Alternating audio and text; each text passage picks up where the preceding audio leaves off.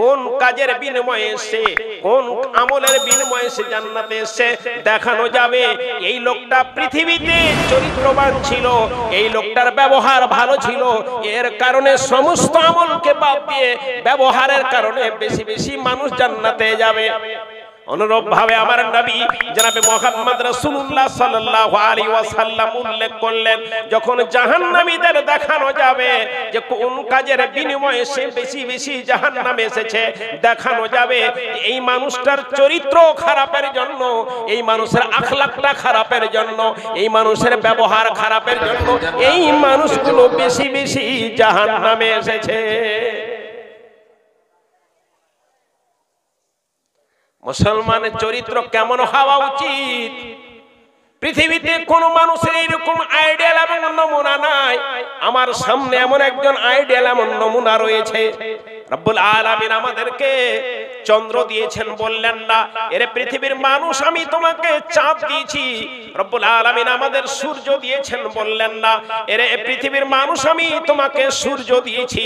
এই পৃথিবীর মানুষ আপনাকে রাত্রি দিয়েছি, দিন দিয়েছি, আসমান দিয়েছি, জমিন দিয়েছি।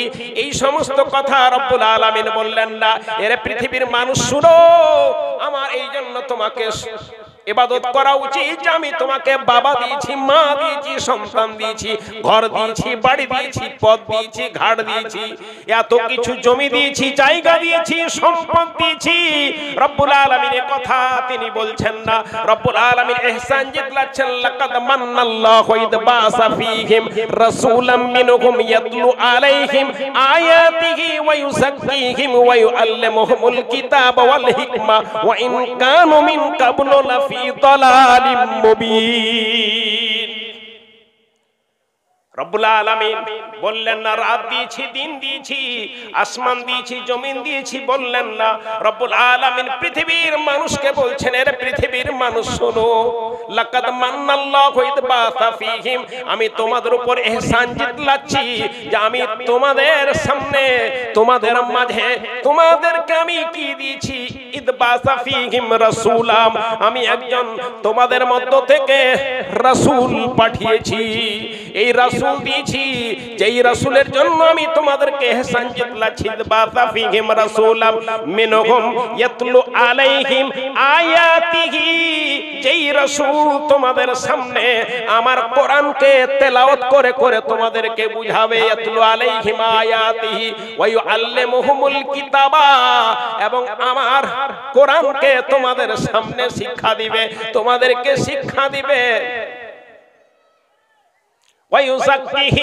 তোমরা যে অপবিত্র থাকবে, নবী মুহাম্মদ সাল্লাল্লাহু আলাইহি ওয়াসাল্লাম তোমাদেরকে পবিত্র করবেন। ওয়াইন কানু মিন ক্বাবলু লাফি দালালিম মুবিন, আমার নবী হযরতে মুহাম্মদকে প্রেরণের পূর্বে, রাসূল বানার পূর্বে তোমরা একেবারে খুলে গুমরাহিতে ছিলে, প্রকাশ্যেই তোমরা গুমরাহির মধ্যে ছিলে, পথভ্রষ্টের মধ্যে ছিলে। সে রাসূল আল্লাহ তাআলা আমাকে আপনাকে দিয়েছেন, বড় আইডিয়াল, বড় নমুনা তিনি আমাদেরকে দিয়েছেন।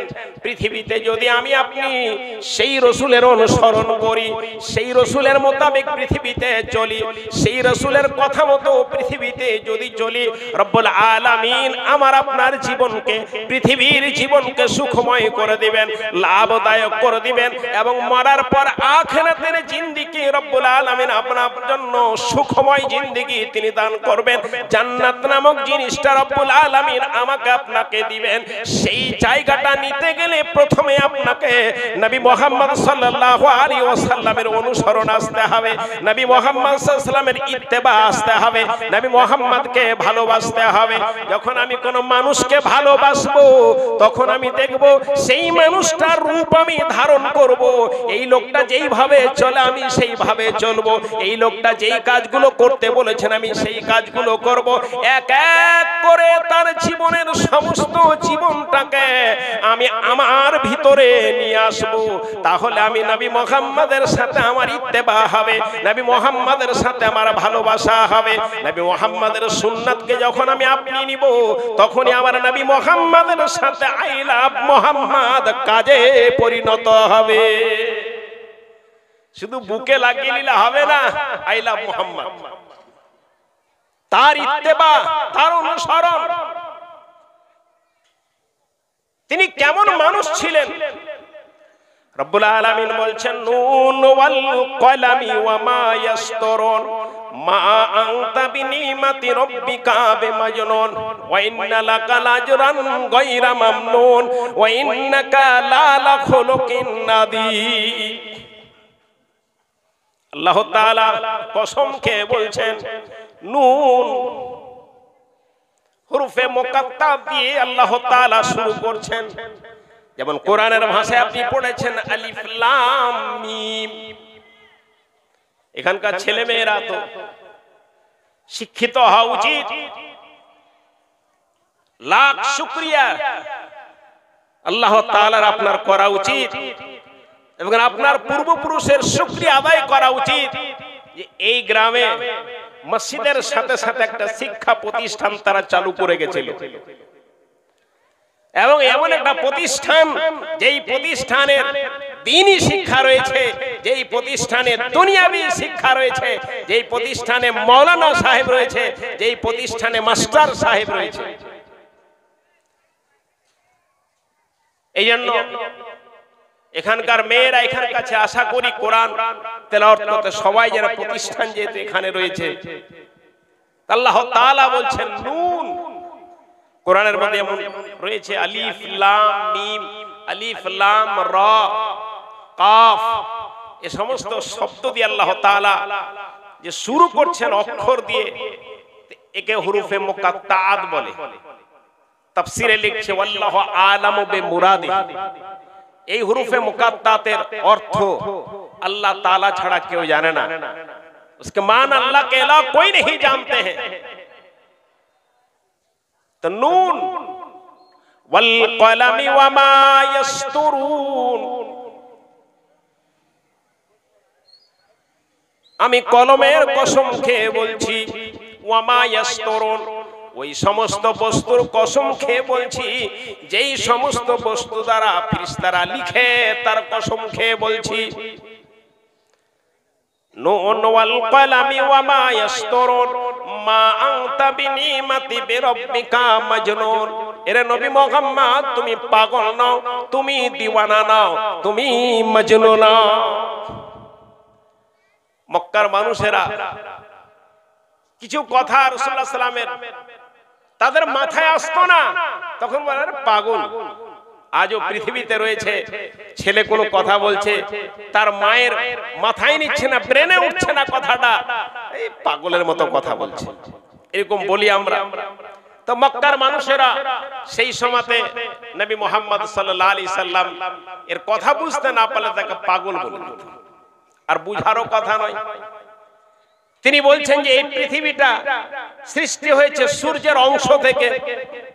আজও যদি কিছু মানুষকে বলানো হয়, বয়স্ক মানুষকে, এই পৃথিবীর উৎপত্তি, এই পৃথিবীর সৃষ্টি, জমিনের সৃষ্টি সূর্যের অংশ থেকে হয়েছে, আসমানের অংশ থেকে হয়েছে, তো বলবে এই পাগলের মতো কথাবার্তা বলছে। আজও কোন মাওলানা এমন কিছু কথা শরীয়তের বলছে যে কোনদিন আমরা সে বিষয়ে জানি না, শুনি না, আমাদের জ্ঞান ছিল না, তখন বললি এই নতুন নতুন কথা বলছে দিয়ে ওর উপর অনেক কিছু কথা বলে দেয়। এইরকম মক্কার মানুষেরা নবী সাল্লাল্লাহু আলাইহি ওয়াসাল্লাম সম্পর্কে কিছু কথা বলতো। আল্লাহ তাআলা বললেন আওয়ালাম ইয়ারাল্লাযিনা কাফারু আন্নাস সামাওয়াতি ওয়াল আরদা কানাতা রাতকান ফাফাতাকনাহুমা। অস্বীকারীগণ কি লক্ষ্য করে না, কাফেররা কি লক্ষ্য করে না যে আসমান এবং জমিন দুটো জোড়ানো অবস্থায় ছিল, ফাফাতাকনাহুমা আমি তাকে পৃথক করেছি। এই কথা যখন রাসূল বললেন যে এই আসমান আর জমিন জোড়ানো অবস্থায় ছিল, এই পৃথিবীটা সূর্যের অংশ থেকে তৈরি হলো, তখন এই পাগল এই মুহাম্মদকে পাগল বলতো। যেই দিন আমার নবী বললেন আসমাউ মুদাব্বারুন, আসমান গোলাকার, আসমান যদি গোলাকার হয় তাহলে জমিনটাও গোলাকার হবে। জমিনটাও গোল হবে। সেই দিন মানুষেরা বলল নবী মুহাম্মদ পাগল। যেই দিন আমার নবী বললেন সমুদ্রের নিচে আগুন রয়েছে, আগুনের নিচে পানি রয়েছে, সমুদ্রের যে পানিতে পানি তার নিচে আগুন রয়েছে, এ কথা মানুষের যখন ব্রেনে আসতো না তখন নবী মুহাম্মদকে পাগল বলতো। যেই দিন আমার নবী বলেছিলেন ফুলে মধু রয়েছে, সেই দিন মানুষেরা নবী মুহাম্মদকে পাগল বলতো। আমার নবী একজন মানুষ ছিলেন, মানুষ যদি আজ আমাকে পাগল বলে, রাস্তা দিয়ে আমি হেঁটে যাই আর আমার পাড়ার লোকেরা যদি বলে যে পাগল যাচ্ছে, এই যে পাগল যাচ্ছে, বলুন আমার মনে কষ্ট হবে কি হবে না? আমার নবীর মনে এইরকম কষ্ট হয়ে যেত যে আমি সত্য কথা বলি। আলেমগণ এমন কিছু কথা হাদিস ও কোরআনের মধ্যে পেল যেটা বলতে গিয়ে সাধারণ মানুষেরা বলে দিল ই ভুল বলছে, ই ভুল বলছে, একে ঢালাতে শুরু করতে হবে, ইমামতি থেকে বাদ দিয়ে দিতে হবে।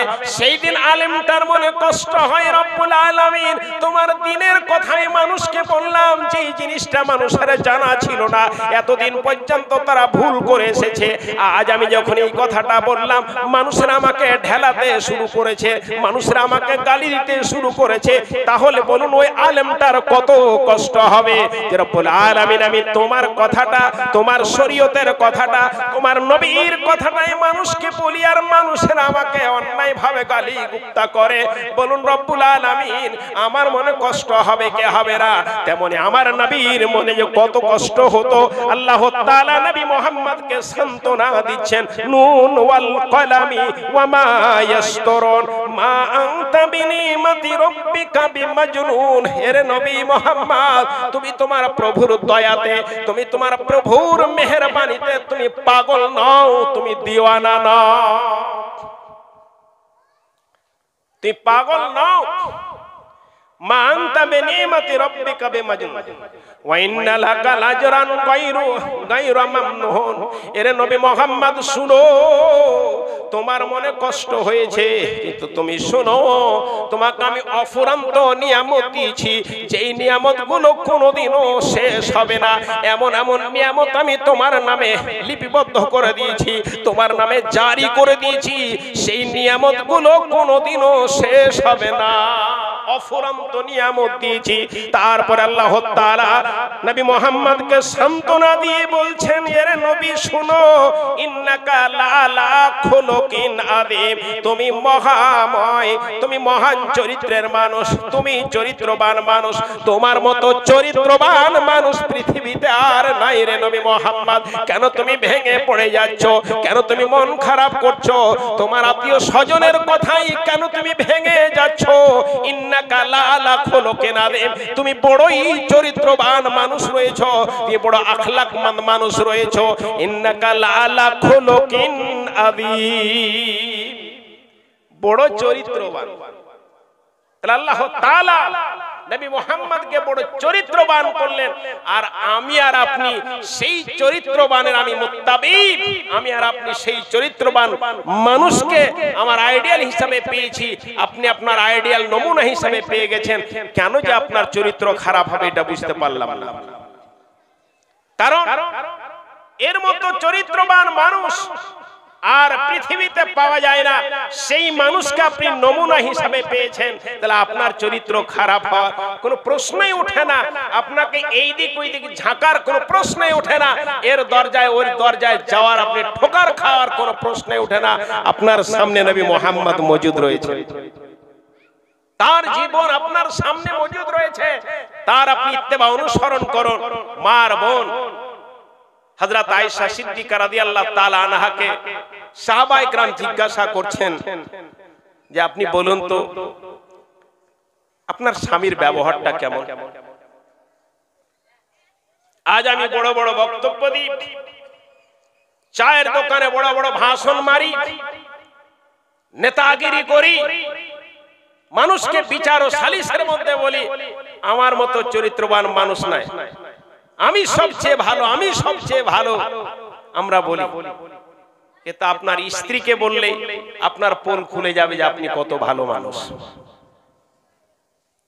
আপনার স্ত্রীকে জিজ্ঞাসা করানো যায় যে আপনার স্বামীটা কেমন, সেই দিন আপনার পোল খুলে যাবে আপনার স্ত্রী এইরকমই বক্তব্য বলবে, এইরকমই কথা আদি বলবে যে এর মতো খারাপ মানুষ আর পৃথিবীতে নাই। আর যাদের ভাগ্যকর্মে দুটো স্ত্রী হয়ে গেছে, ভাগ্যকর্মে দুটো স্ত্রী হয়ে গেছে, আর ভাগ্য কারণে বলেন বা দুর্ভাগ্যের ব্যাপার বলেন, যার দুটো স্ত্রী হয়ে গেছে তার বড় স্ত্রীকে আপনি বলুন যে আপনার স্বামীটা কেমন, ও গাল দিয়ে বলবে এইরকম পৃথিবীতে যেন আল্লাহ কারো স্বামী না দেয়। ছোট স্ত্রীকে যদি বলে তো গাল দিয়ে বলবে যে এইরকম খারাপ মানুষ আল্লাহ যেন কারো ভাগ্যের স্বামী হিসাবে না জুটায়। নবী মুহাম্মদ কেমন ছিলেন? সাহাবায়ে কেরাম জিজ্ঞাসা করছেন, ওগো আয়েশা রাদিয়াল্লাহু তাআলা আনহা, আমরা তো নবীর সামনে সাময়িকভাবে থাকি, কোন সমাতে থাকে, আপনি নবী সাল্লাল্লাহু আলাইহি সাল্লামের কাছে চরিত্রবান হিসাবে আপনি বলুন, তার কাছে আপনি 24 ঘন্টায় আপনি থাকেন, সর্বসময় নবীন আপনি থাকেন, রাতে আপনি থাকেন, দিনে আপনি থাকেন, নবীর সামনে আপনি সময় সময়ে থাকেন না, অঙ্গাঙ্গভাবে জড়িত থাকেন। ওগো আয়েশা, আপনি বলুন নবীর চরিত্রটা কেমন, নবীর ব্যবহার কেমন, নবীর আখলাক কেমন? হযরত আয়েশা উত্তর দিচ্ছেন, এরে সাহাবা বর্গ শোনো, তোমরা কি কোরআন তেলাওয়াত করো না? এরে বাপু আমার, মারে আমার, বোনরে আমার, পৃথিবীতে কোন ধর্মের মধ্যে নাই, কোন মাসলাকের মধ্যে নাই, কোন মাযহাবের মধ্যে এরকম একটা সংবিধানের মতো ভারতবর্ষের যেমন একটা সংবিধান রয়েছে, আমরা এমন একজন মানুষ, ভারতের সংবিধান আমরা বুঝি না, ভারতের সংবিধান আমরা পড়াশোনা করি না, ভারতের সংবিধান আমরা কোনোদিন দেখিনি। একমাত্র যারা উকিল সাহেব রয়েছেন, যারা বিচারক রয়েছেন, একমাত্র তারাই ভারতের সংবিধান পড়ে, বাকি আমরা সংবিধান সম্পর্কে আমাদের চিন্তাধারাই নাই। আমাদের মাননীয় রাহুল গান্ধী বিহারের মধ্যে তিনি যে পদযাত্রা করেন, ভোট অধিকারের যাত্রা করলেন, আপনার গোটা ভারতবর্ষের মধ্যে যাত্রা করলেন, সংবিধান, ভারতের সংবিধানকে নিয়ে তিনি এইভাবে উঠিয়ে বলেন আমরা সংবিধান বুঝি না, আমরা দেশের আইন বুঝি না। বাপুরে আমার, এইরকমই পৃথিবীর মানুষ মুসলমানদের জন্য রব্বুল আলামিন এমন একটা কিতাব দিলেন, যেই কিতাবের এত মূল্য, যেই কিতাবের এত মর্যাদা, যেই কিতাব বাড়িতে যদি তেলাওয়াত করানো হয় সেই বাড়িতে কোনোদিন শয়তান বসবাস করতে পারে না, যেই কিতাব পড়াশোনা করলে আল্লাহর পক্ষ থেকে রহমত অবতীর্ণ হয়, যেই কিতাব যদি কেউ পড়ে এই কিতাবের কারণে রব্বুল আলামিন তাকে উঁচু জায়গাতে স্থান দিবেন। এই কিতাবের এত মর্যাদা, এই কিতাবের মধ্যে সমস্ত কিছু রয়েছে। আমার নবী জনাবে মুহাম্মদ রাসূলুল্লাহ সাল্লাল্লাহু আলাইহি ওয়াসাল্লাম সম্পর্কে জিজ্ঞাসা করলেন। হযরত আয়েশা বলছেন, কানা খুলুকুল কোরআন। এরে সাহাবা বর্গ শুনো, তোমরা কি কোরআন তেলাওয়াত করো না? তোমরা কি কোরআনকে পড়ো না? আমার নবীর চরিত্র সম্পর্কে তুমি আমাকে জিজ্ঞাসা করতে এসেছো। এরে সাহাবারা শুনো, নবীর চরিত্রটা কানা খুলুকুল কোরআন, পুরোপুরি চরিত্রটাই ছিল কোরআন, নবীর চরিত্রটাই কোরআন। আজ আমরা মুসলমান রয়েছি, এটা দুর্ভাগ্যের বিষয়। আমি কোরআন তেলাওয়াত করতে জানি না, আমার ছেলে কোরআন তেলাওয়াত করতে জানে না, আমার মেয়ে কোরআন তেলাওয়াত করতে জানি না। আরে বাপু, কোরআন ছাড়া জানি না কবরে যে আপনার কি হবে আমি জানি না, কারণ কোরআন আপনার জন্য অপরিহার্য, কোরআন আপনার জন্য লাজিম রয়েছে। এই জন্য প্রতিটি ছেলে মেয়েকে আপনাকে কোরআনের শিক্ষা দিতেই হবে। আমার নবী জনাবে মুহাম্মদ রাসূলুল্লাহ সাল্লাল্লাহু আলাইহি ওয়াসাল্লাম তিনি বলছেন যে কোরআন এমন একটা জিনিস, পৃথিবীতে সেই দিন সবাই পালিয়ে যাবে, যাদের জন্য আজ এত পরিশ্রম, যাদের জন্য ঘাম ঝরিয়ে পরিশ্রম করি, যাদের জন্য রাতকে দিন করে দিই, দিনকে রাত করে দিই, এত পরিশ্রম করি, তারা কেউ আমার কিয়ামতের মাঠে আমার সাথ দিবে না। সেই দিন আমাকে ছেড়ে পালিয়ে যাবে, কেউ আমার সাথ দিবে না, কেউ আমার পাশে সেই দিন আসবে না। বিপদের মুহূর্তে সবাই পালিয়ে যাবে। রব্বুল আলামিন তিনি বলছেন, ইয়াউমা ইয়াফিরুল মারউ মিন আখিহি ওয়া বিহি ওয়া উম্মিহি ওয়া সাহিবাতিহি ওয়া বানি। আমার পূর্বে বক্তব্য দিচ্ছিলেন যে হাসরের ময়দানে সব পালিয়ে যাবে, কেউ আশ্রয় নেবে না। আল্লাহ তাআলা প্রথমে বলছেন ইয়াউমা ইয়াফিরুল মারু মিন আখিহি, ভাই নিজের ভাই থেকে পালিয়ে যাবে। এটা প্রচলন রয়েছে আমাদের ভাষায়, এটা প্রচলন রয়েছে দেশীয় ভাষায় যে ভাইয়ের চেয়ে বড় কোনো দুশমন আর কেউ হয় না। আছে না এরকম? মানে ভাইয়ের চেয়ে আর বড় দুশমন কেউ হয় না। ভাই সবচেয়ে বড় দুশমন হয় ভাই, মায়ের পেটের ভাই সবচেয়ে বড় দুশমন হয়। এটা আমাদের প্রচলন রয়েছে। আর আল্লাহ তাআলা বলছেন যে ইয়াউমা ইয়াফিরুল মারু মিন আখিহি, হাসরের ময়দানে ভাই ভাইকে ছেড়ে পালিয়ে যাবে। তারপর কি বলছেন? ওয়াবিহি, বাবা নিজের সন্তানকে ছেড়ে পালাবে, সন্তান নিজের বাবাকে ছেড়ে পালিয়ে যাবে। ওয়াবিহি ওয়াবানিহি, সন্তান সন্ততি পালাবে, স্ত্রী স্বামীকে ছেড়ে পালিয়ে যাবে, স্বামী স্ত্রীকে ছেড়ে পালিয়ে যাবে হাসরের ময়দানে। প্রথমে আল্লাহ বলছেন ভাই ভাই থেকে পালাবে। অনেকদিন আগে এটা ফেসবুকে দেখেছিলাম, এটা হাদিস কোরআনে পাবেন না। আমি আবার হাদিস কোরআন ছাড়া বক্তব্য দিই না, কিন্তু উদাহরণস্বরূপ আপনাকে বলছি। এটা ফেসবুকে দেখলাম বহুদিন আগে, যেটা কূপে জল উঠাবার জন্য মানুষ বালতি নামাচ্ছে রশ্মি বেঁধে জল উঠার জন্য। আগের যুগে তার ওই টিউবওয়েল ছিল না, আর সাবমার্সাল পাম্পও ছিল না। তো জল উঠাবার জন্য বালতি নামাচ্ছে, রশ্মিগুলো খুলে নিচ্ছে আর বালতিটা রেখে দিচ্ছে, রশ্মিটা ফেরত আসছে। আবার জল উঠার জন্য ডোল নামাচ্ছেন, ডোলটা আসছে না, শুধু রশ্মি ফেরত আসছে। যারাই নামাচ্ছে প্রত্যেকেরই এই অবস্থা হচ্ছে। আশ্চর্য হলো গ্রামের মানুষ, এটা কেন, কারণটা কি, কূপের মধ্যে কি আছে? কেমন আছো? কূপের ভিতরে নামবে ভয়াবহ দৃশ্য দেখার জন্য, যেখানে বালতি নামায় বালতি ঘুরে আসে না, শুধু রশ্মিটা ঘুরে আসে। এটা দেখার জন্য কূপের ভিতরে কে নামবে? গ্রামের একজন মানুষ তৈরি হয়ে গেল, আমি কূপের ভিতরে নামবো, বালতি কে খুলছে দেখে আসবো, জিন আছে না পরী আছে, ভূত আছে না পেতনি আছে, কি আছে কূপের ভিতরে এটা দেখবো, আমি নামবো। তবে শর্ত রয়েছে, আমার বড় দাদা তোমরা আমাকে নামাবে, রশ্মি বেঁধে নামাবে। আমি যখন নিচ থেকে এইভাবে ইশারা মারবো, যে কখনো যখন কূপের ভিতরে বিপদ আমি দেখতে পাবো যে আমার উপর বিপদ চলে এসে, আমি ইশারা করব রশ্মিতে, তুরান্ত রশ্মিটা তোমরা টেনে নিবে, আমাকে উপরে তুরান্ত উঠিয়ে দিবে।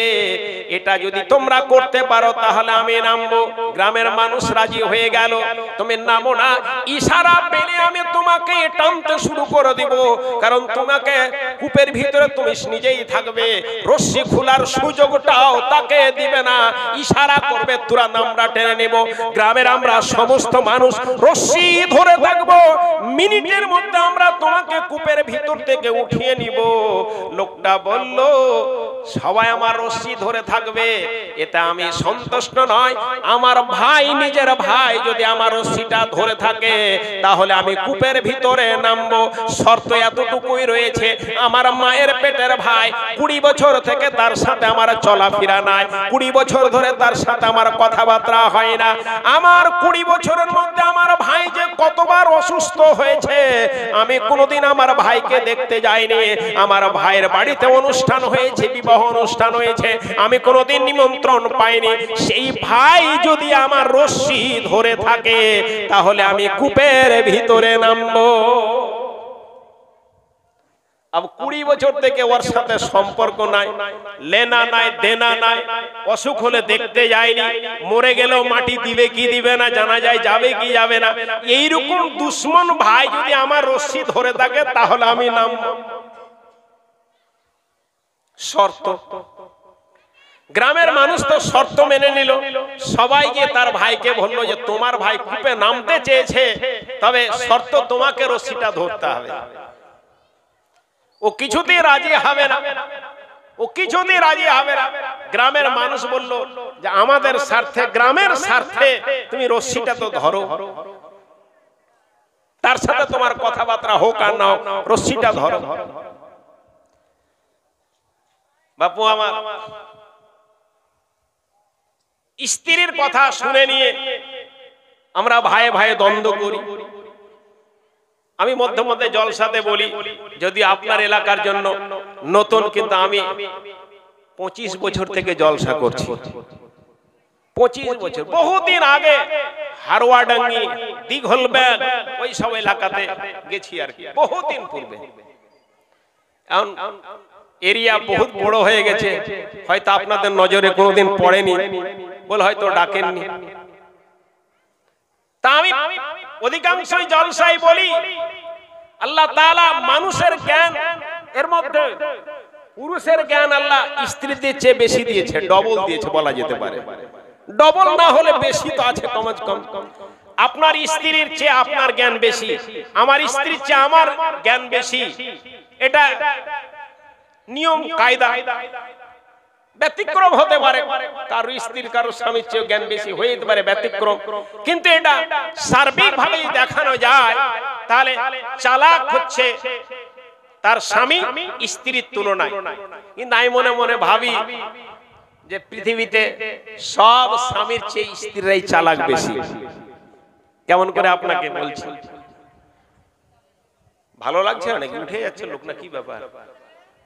না আপনারা গান শুনতে চাইছেন? বেদের মেয়ে জ্যোৎস্না আমায় কথা দিয়েছে, আসি আসি বলে জ্যোৎস্না ফাঁকি দিয়েছে, এক চুম্বা দে দো বদলা মে ইউপি বিহার লাইলো, এসব আমিও জানি। কিন্তু বলি না এই জন্য যে হাসরের ময়দানে হিসাবটা দিতে হবে না, ওখানে হিসাবটা দিতে হবে। ওয়া क्या करेंगे? হাদিস ও কোরআন জানকে আজ 15-16 বছর থেকে বুখারী পড়াচ্ছি, এই ওস্তাদ যদি আপনার স্টেজে গান বলে, তাহলে কিয়ামতের মাঠে আল্লাহ আমাকে ছাড়বে? যেই লোকটা তাফসীর পড়িয়ে আসে, আজও কোরআনের তাফসীর ক্লাসে পড়িয়ে এসেছি, এই লোকটাকে আল্লাহ কিয়ামতের মাঠে ছাড়বে যে হাদিস কোরআন বাদ দিয়ে অন্য কিছু বলেছিস? কিন্তু 8-10টা গান বললে যারা ফেরত যাচ্ছে তারা ঘুরে ঘুরে চলবে, চল এই হিমা মালনী এসছে, নাহলে শাহরুখ খান এসছে, না হলে আপনার শতাব্দী রায় এসছে, না হলে আপনার আরো কিছু গায়ক, নায়ক আর নায়িকার কথা বলবে, এসছে, চল বাড়ি ফেরত চল। প্রথম ইমরুল কায়েস যখন বক্তা হয়েছিল, তো কথায় কথা আলোচনা হতো, বহুদিন তার সাথে ওয়াজ করেছি ইমরুল কায়েস মুর্শিদাবাদে। তো বলছে যে মনিরুল, একদিন স্টেজে উঠলাম, তা আমি উঠার পরই লোক চলতে শুরু হয়ে গেল। তখন আমি একেবারে যুবক ছেলে, লোক হাঁটতে শুরু করলো। আমি সভাপতিকে বললাম যে আপনি পারমিশন দিবেন আমি লোকটিকে ফেরত নিয়ে আসা। তো সভাপতি বলছেন যে থাকলো পারমিশন, আপনি নিয়ে আসেন। তো বলছে 3খানা গান বলেছিলাম, 3খানা পল্লীগীতি গান বলেছিলাম, আব্দুল আলিমের বাংলাদেশের পল্লীগীতির গান। তো বলছে স্টেজ ছাকাছাক হয়ে গেছিল।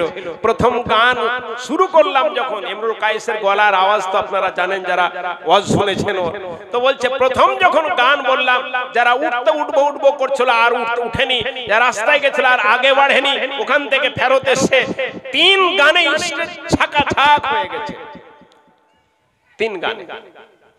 মা হাদিস ও কোরআনের কথা বলি, লাভ হবে আপনার গুটি লাল হবে, আর আমার তো আমা আলাইনা ইল্লাল বালাগ হয়ে যাবে। আমার কি যায় আসে? আপনি নিয়ে এসেছেন আর জামাই আদরে খাইয়েছেন, ভালো জায়গাতে থাকতে দিয়েছেন, 4 চাকা করে কিশোরগঞ্জ থেকে নিয়ে এসেছেন, আবার ভালো জায়গাতে ঘুমাতে দিবেন, সকাল হওয়ার পূর্বে আবার গাড়ি নিয়ে পৌঁছে দিবেন কিশোরগঞ্জে, বাড়ি চলে যাব, এবং যাওয়ার সময় মোটা অঙ্কের টাকা দিয়ে পকেটটা ভর্তি করে দিবেন। আমার আপনি শুনলে 12 না শুনলে 13, আপনি যত তাড়াতাড়ি যাবেন তত আমি এখান থেকে ছুটি পাবো। এই জন্য আমার কোনো যায় আসে না। কথা বলছিলাম যে আপনার স্টেজে বহু জায়গায় বলেছি যে আমাদের স্ত্রী আমাদের চেয়ে চালাক। কেমন চালাক? আপনি দেখবেন আপনার স্ত্রী তার মায়ের সাথে ভালো সম্পর্ক রেখেছে, আপনার স্ত্রী তার মায়ের সাথে ভালো সম্পর্ক রেখেছে, শুধু রাখেনি, আপনাকে তার মায়ের সাথে ভালো সম্পর্ক রাখিয়েছে। আপনার স্ত্রী কত চালাক যে আপনার স্ত্রী তার বাপের সাথে ভালো সম্পর্ক রেখেছে, শুধু ও রাখেনি, আপনাকে তার বাপের সাথে ভালো সম্পর্ক রাখিয়েছে। আপনার স্ত্রী কত চালাক, ও তার ভাইদের সঙ্গে বোনদের সঙ্গে ভালো সম্পর্ক রেখেছে, আপনাকে তার বোনের সাথে ভালো সম্পর্ক রাখিয়েছে। এর মা বাপুরে আমার, প্রতিদিন যখন বিকাল হয়ে যায়, সন্ধ্যা হয়ে যায়, আপনার দেওয়া ফোন দিয়ে, আপনারই ফোন দিয়ে, আপনার টাকা রিচার্জ করা সেই ফোন দিয়ে আপনার স্ত্রী প্রতিদিন তার মায়ের সাথে গল্প করে, তার বোনের সাথে গল্প করে, তার ভাইয়ের সাথে গল্প করে, তার ভাবির সাথে গল্প করে।